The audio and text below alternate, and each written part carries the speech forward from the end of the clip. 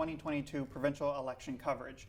We are sitting down with major political parties here in Haliburton-Kawartha Lakes Brock, and our first guest is Barbara Doyle from the Ontario NDP. Barbara, thanks for joining us today. Thanks for having me on the show. Yeah, so you ran once before. You ran in 2019 under the federal banner. Why the switch to the provincial side? That's a great question. I get asked that a lot, actually. When I was door knocking in 2019 and in the time since, I really heard from people about those federal issues, but I realized that I would be probably much more effective dealing with or addressing provincial issues, things that really matter to people for their daily living, things like affordability for homes, cost of living, education, healthcare. All the things that I advocate for in our local area are really provincial issues. So I felt much more confident in my ability to serve the constituency in that capacity. And what experience do you bring to, I guess, the ballot under the New Democratic Party? Well, actually, I have a legal education background, a strong advocacy background in domestic violence advocacy and family law reform. And I also work as the manager of our local museum, Kawartha Lakes Museum and Archives. And in that role, I have to deal with all levels of government, federal, provincial, municipal, and serve our constituency in that role. And it's really apparent that all levels of government have to work together. And I've really had a lot of experience kind of managing those systems that way. And how have you found the reception, say, at the doors, talking to people? What are their concerns, and do they match with your priorities that you want to put forward? Absolutely. The people of Ontario are really hard hit. It's been a really long haul through COVID, the recovery economically, health-wise, education files, absolutely. People have big concerns. The major concern we're hearing, number one, is cost of living, affordability, and housing. Our riding has a huge housing need right now, and we're hearing that, just general day-to-day living, cost of daycare, things that matter to families most are what I'm hearing at the door. And so you mentioned housing as a top priority, so I'm assuming that's one of your major planks going into this election and continuing past. So, whether people are struggling with their rents, can't afford to pay for their gas, the one thing that they certainly can't do is enter the housing market. We're seeing $800, $900 million homes being sold here in Kawartha Lakes. No doubt it's the same up in Haliburton.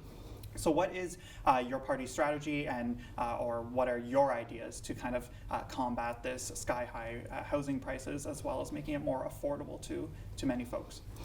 Well, absolutely. So housing is a major plank of our platform.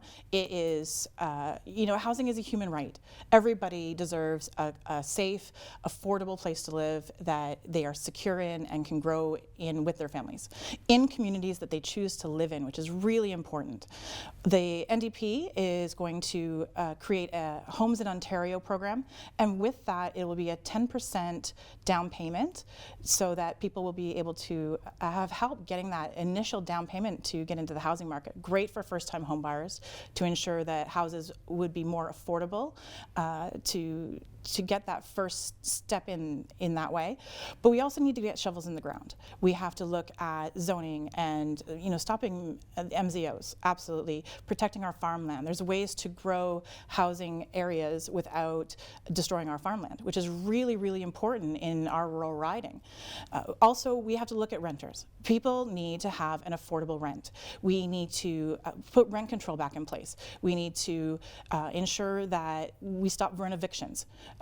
Having landlords raising the rents too high for people that is not keeping in pace with cost of living increases. We have challenging wages, and affordability factors are going sky high. In Kawartha Lakes alone, we are looking at basement apartments for $1,800 a month.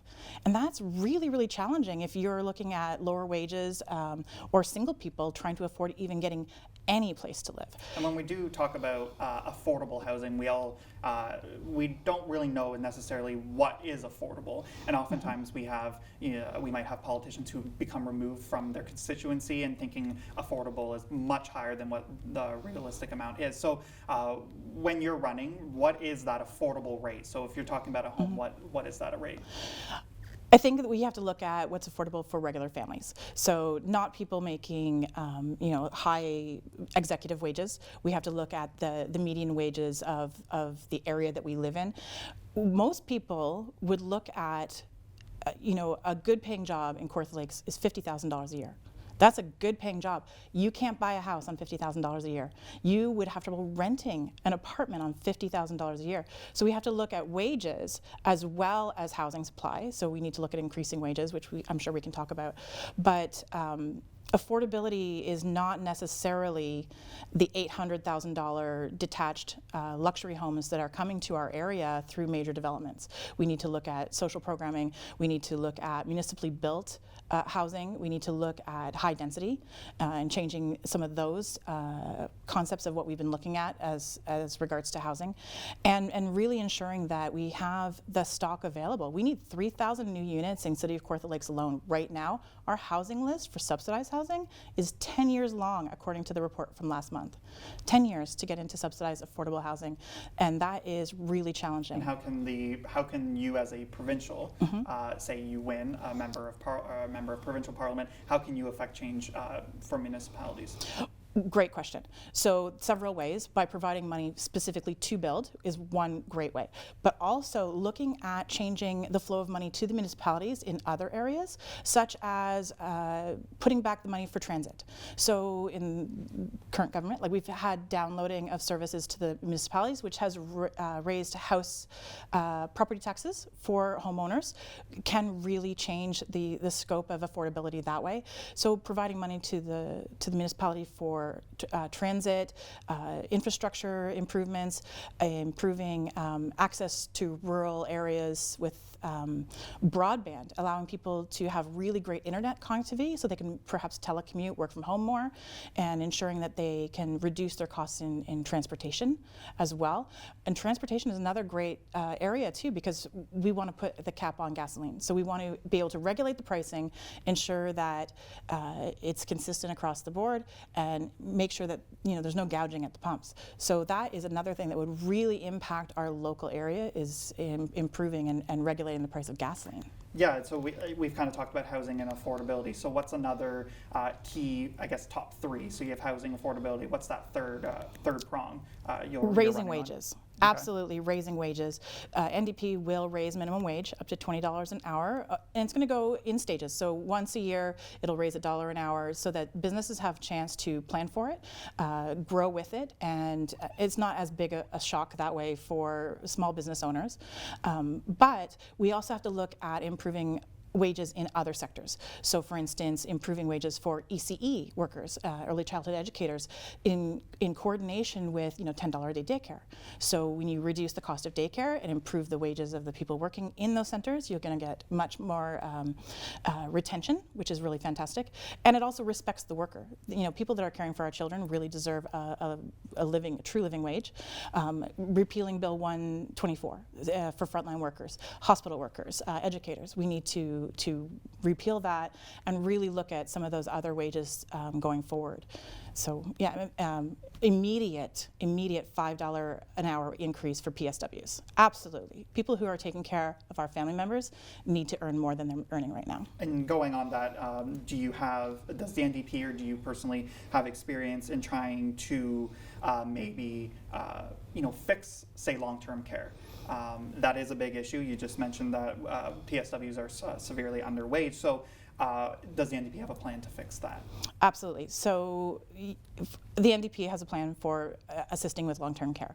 One of that is absolutely removing private funding. So taking the profits out of long-term care and health care altogether will be a major part of our program, because when you take the profits out, the money goes into full care for all the residents in those locations. And over the next 10 years, adding 50,000 new long-term care beds, which is a very big step in reducing the wait times, actually eliminating the list of people waiting for long-term spaces, but also ensuring that the spaces provided are culturally appropriate in communities that they want to be in. Right now, people might get a space that is a 2-hour drive from their home location generally.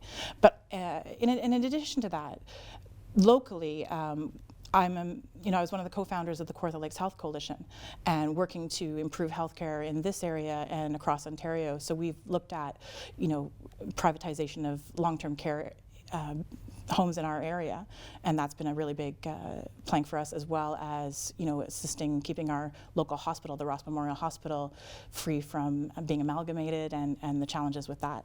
So let's just take a step back from policy. We kind of covered your three big issues: housing, affordability, and healthcare. The riding is big. Yes. It's very large geographically.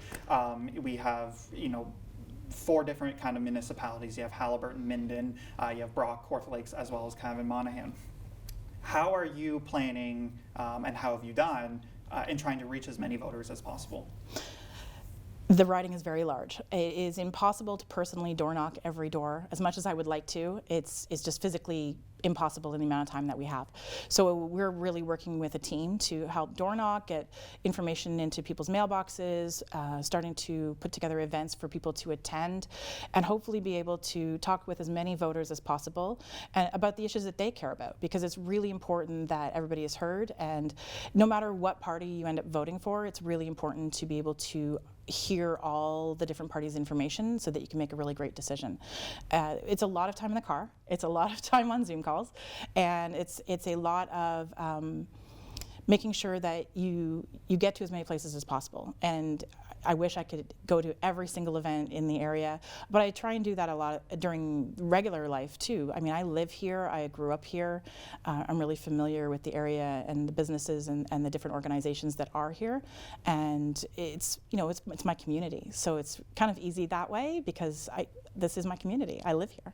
Exactly, and so with all of that said, outside of the party platform, we have a lot of times candidates just stick to the platform, and that's really it. So pushing that aside, what's one policy that you are advocating for that's not in that platform? Oh, that's a great question. Okay. So for the last couple of years, I've been working on putting together a plan for some legislation to change the Family Responsibility Office's flow of distribution of funds.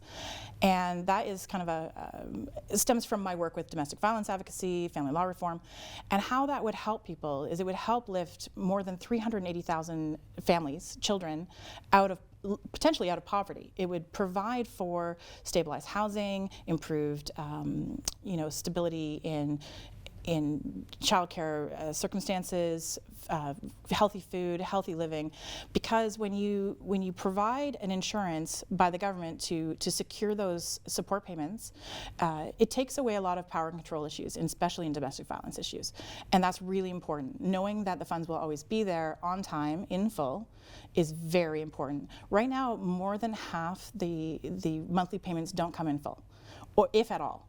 And that predominantly affects women and children. And more than 90% of support payments right now gathered by the Family Responsibility Office are for child support only. We're not talking spousal support. We're talking money that's directly meant to help children. And by ensuring that, we can do a lot of good to stop, for instance, if a mother bounces her rent because she didn't get her payment on time, that's bank fees. The landlord will get upset. It creates an instability of housing. And the stress, that also affects our healthcare issues, healthcare budgets. So this is a very simple fix for really not any more money. It just changes the flow slightly and would make a really big impact on the ground.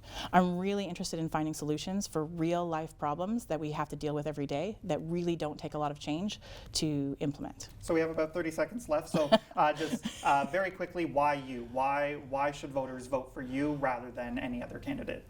Very quickly. I've been where you are. I've been at every level of need. I've been helped. I've helped others. I really, really care about our community, and I really believe that all levels of government should work together to improve lives for everyday people. It's not about getting rich. It's not about position. It's about helping people. And I think that anybody that goes into this position that doesn't have their eye on helping every single person in their community is in the wrong job. So I'm really hoping that people will come to me, be receptive to hearing what the NDP has to offer, and really looking at the NDP as a real potential for their vote, because we are poised to form government. We only need 10 more seats. We have a real opportunity here to make big changes for everyday living in all sectors of the community. And we've only touched on a few issues, and I'm sure we'll touch on more. Thank you so much for joining us today. And again, that was Barbara Doyle from the Ontario New Democratic Party. She is the candidate here in Haliburton-Kawartha Lakes Brock. So thank you for watching Your Vote here on Your TV, and we will be continuing our 2022 election coverage and interviewing several other candidates going forward.